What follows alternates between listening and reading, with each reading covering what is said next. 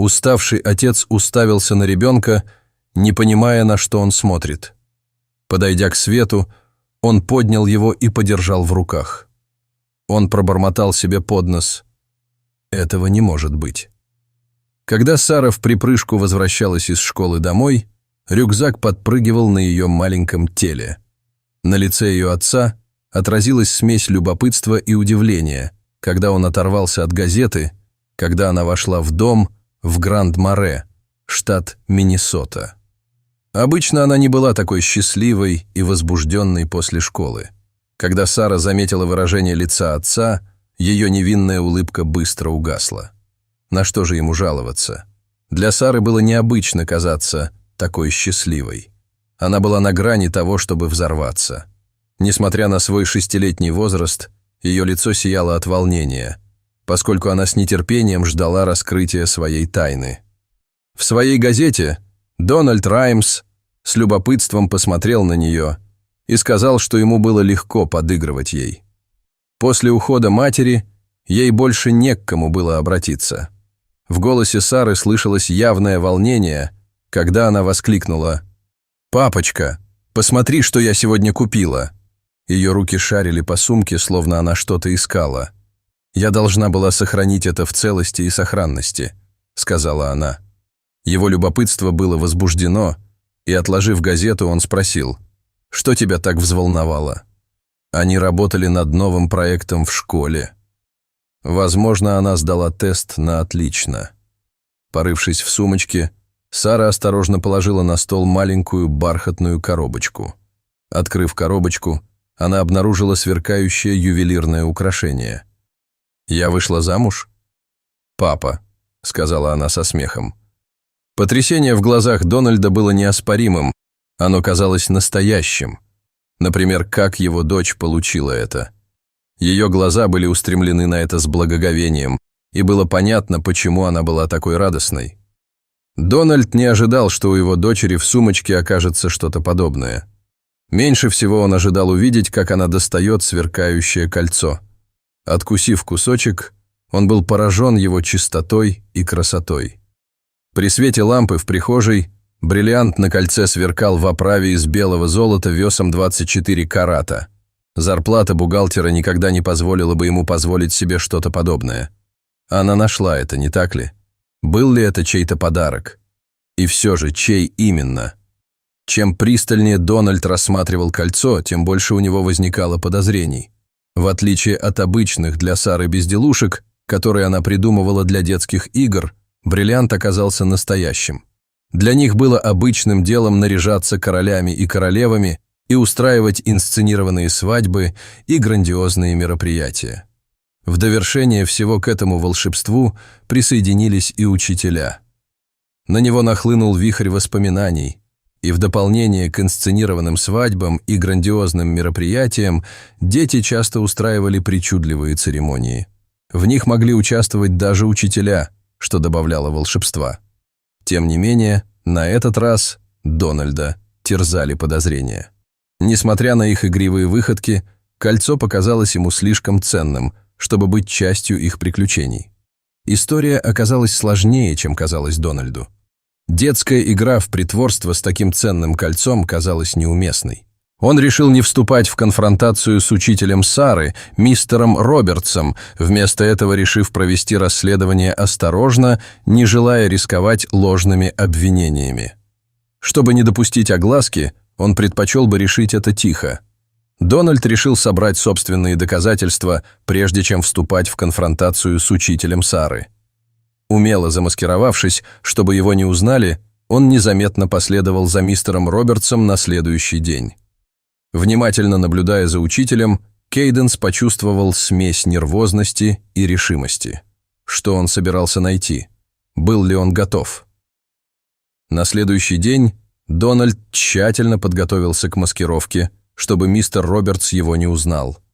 Они встречались несколько раз до этого, и Дональду он не очень нравился.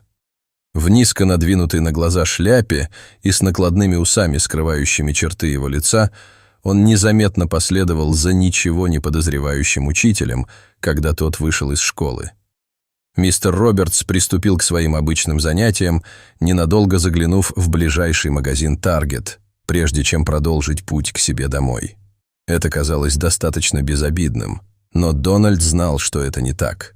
Терпение Дональда было испытано, когда он наблюдал за каждым движением учителя, ожидая подсказки, которая могла бы пролить свет на таинственное кольцо. Что задумал этот странный учитель драматического искусства? После работы мистер Робертс без происшествий отправился в Таргет, где даже ничего не купил, а затем направился прямиком домой. Знал ли он, что за ним следят? Пытался ли он сбить его с толку? Первоначальные сомнения Дональда начали рассеиваться, оставив его с чувством замешательства. Не ошибся ли он? Не слишком ли остро он отреагировал, разочарованный отсутствием какой-либо подозрительной активности? Дональд вернулся домой с мыслями, полными вопросов, но он обдумывал возможные варианты, не в силах избавиться от растущего беспокойства. Преисполнившись решимости, он решил на следующий день посетить школу в поисках ответов на тайны, которые окружали кольцо. Сможет ли он уберечь свою дочь от неприятностей? Возвращение домой с бесчисленными вопросами, на которые не было ответов, не давало Дональду покоя. Он самонадеянно решил посетить школу Сары на следующий день, но не успели они дойти до дверей, как увидели, что к ним кто-то приближается. При виде этого человека лицо маленькой девочки просияло. Когда они приблизились к месту назначения, к ним подошел маленький мальчик. Его невинное лицо излучало дружелюбие. Дональд заметил, что начал краснеть, когда они подошли поближе. «Привет, Сара!» – тепло поприветствовал он ее. В его голосе слышалось волнение. Это был самый милый момент между молодыми студентами. Брови Дональда удивленно взлетели вверх. «Кто это?» «Сара», – спросил он, внимательно изучая мальчика. Он насторожился, хотя это был всего лишь еще один 6-летний ученик. Сара улыбнулась и ответила: «Я же говорила тебе, что мы поженились, папа. Он мой одноклассник, папа». Мальчик улыбался от уха до уха. Отец, не веря своим глазам, уставился на лицо дочери. Слова повисли в воздухе, подчеркивая напряжение, которое теперь витало вокруг них. Потрясение Дональда усилилось. Он лихорадочно соображал, что следует из заявления дочери. Недолго думая, он разыскал маленького мальчика и оттащил его в сторону. Мальчик, Диллион, был застигнут врасплох. Фригги не мог поверить в то, что происходило на глазах у его друга. Маленькая девочка побежала за отцом. «Где ты взял кольцо, которое потребовал Дональд?» Его голос превратился в низкое рычание, полное настойчивости. Диллион дрожал от страха. Он хотел заговорить, но не знал, что сказать. Дональд попытался успокоить его. «Послушайте, молодой человек, это довольно серьезное дело. Вы должны говорить правду, хорошо?» Дональд посмотрел ему в глаза. «Я думаю, вы понимаете, о чем я говорю». Глаза мальчика расширились. Он был застигнут врасплох напряженным тоном мужчины. «Мне это дала моя мать», — пробормотал он почти шепотом. Дональд знал, что он прав. Это была всего лишь невинная детская игра. Теперь все, что ему нужно было сделать, это проконсультироваться с их учителем. Не в силах больше сдерживать свое беспокойство, Дональд обратился к мистеру. Робертсон поделился своим открытием. История. На лице учителя отразился первоначальный шок Дональда, осознавшего серьезность ситуации. Как бы они поступили с Диллиан? Вместе они решили связаться с матерью мальчика, Диллиан, чтобы выяснить правду о кольце с бриллиантом.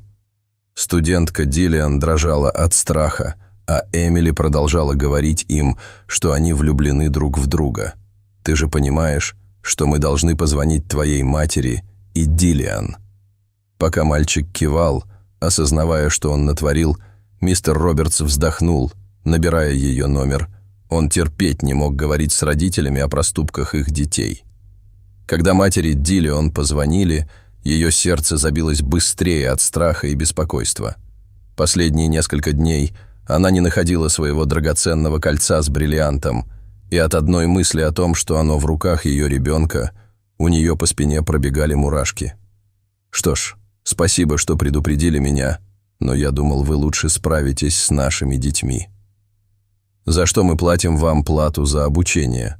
Высокомерная мать сказала мистеру Робертсу, что учитель устал от обвинений, но он знал, что лучше не спорить с родителями. «Приносим свои извинения, миссис Уэйверс. Мы скоро поговорим», — сказал он.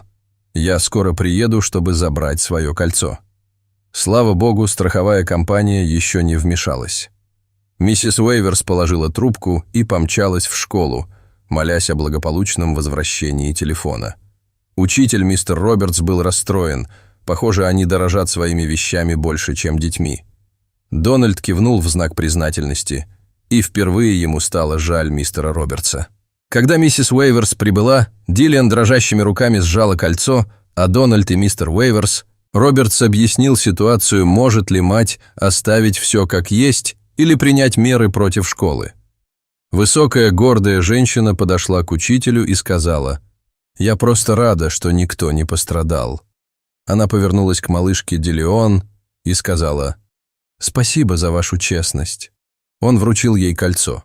В ее глазах появилось облегчение, она была благодарна за то, что вернула свою драгоценную вещь. В этот момент, прежде чем что-то брать, нужно спросить разрешения.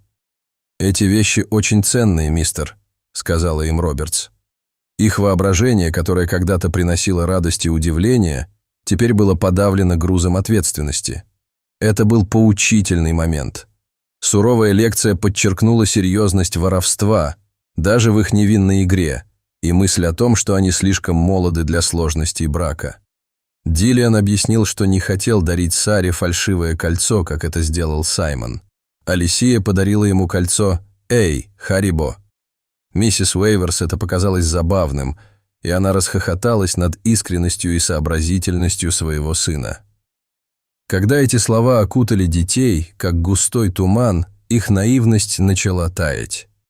Хотя их учитель и родители пытались смягчить удар, это стало важным уроком их социального поведения. Мир фантазий потерял часть своего очарования, сменившись мрачным пониманием последствий своих действий. Этот инцидент привлек повышенное внимание всех родителей в школе. Дональд вызвал ненужный переполох в школе, хотя и не хотел этого. Теперь все взгляды были прикованы к нему. Так, под пристальным взглядом старших, дети усвоили урок, который определит их будущее. Урок о границах игры и важности честности. Но их действия изменили мнение родителей, что в конечном итоге повлияет на их будущее.